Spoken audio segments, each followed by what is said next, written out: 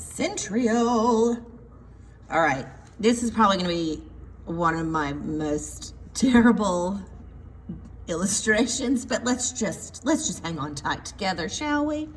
All right, so Centriole is an organelle that is shaped very differently. Most of them are kind of blobby shaped or kind of like bean shaped or like noodly shaped. Centrioles are very different.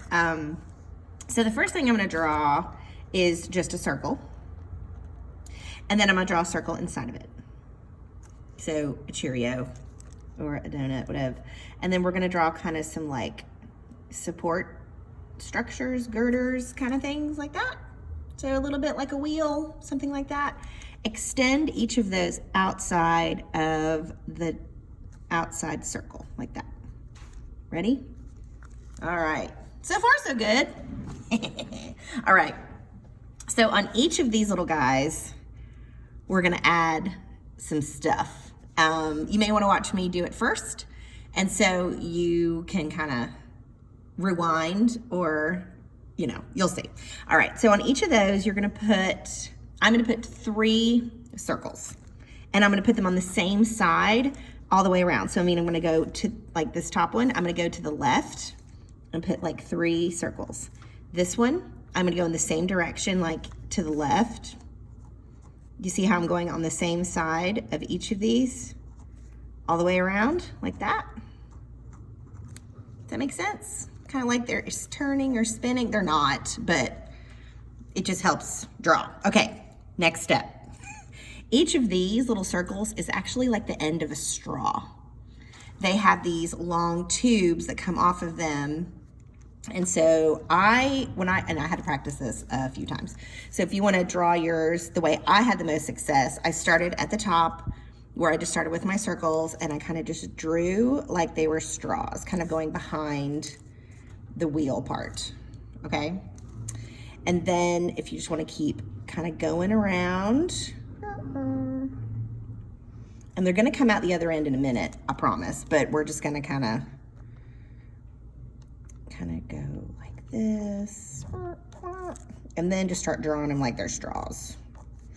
And I'm going to do the ends in a minute, but see how they're kind of just like all going in the same direction. And now I'm going to continue the ones from, I'm going to continue the ones from up here down this way. So they're like, so we can kind of see them coming out the back. I know that looks like a hot mess. I get it. So on the ends, you're going to kind of just put the ends of the straws. And so hopefully when you kind of give it that 3D effect by giving the ends of the straws, you kind of look like it kind of looks like a round structure that has a middle. Now, if this is just like the weirdest looking sun with straws, I often tell my students that if you were to look real closely under a microscope at a centriole, it would look a bit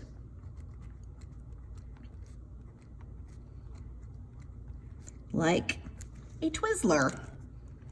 The candy I always give to Jenny at Halloween because she's a weirdo and likes Twizzlers, and I think Twizzlers taste gross, but it is a Twizzler looking. If you've ever eaten a Twizzler, you know that it's got like a hollow part in the middle and it's kind of got like spikes around the edge. I always wish I had a Twizzler when I teach this. Maybe next year for year 21, I'll remember to bring a Twizzler. But they're Twizzler shaped. Frequently when we color organelles and cells and stuff, and I'll have you do that later this week, I always draw them red just to kind of keep that kind of image in your mind going. But centrioles have a couple of jobs, one of which you're going to learn most about when you go down to Wexler, but it is very important in a cell process called mitosis.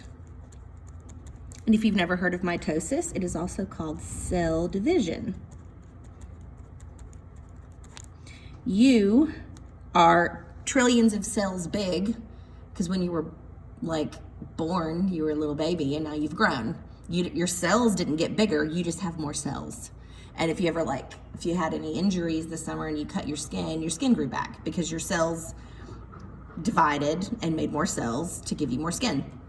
But centrioles are very important in this process of mitosis I'm not teaching that process, but I still want you to know that this guy is connected to this process.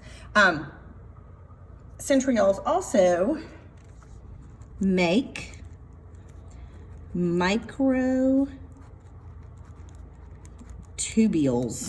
I know it looks like tubules, but you say it microtubules, which are important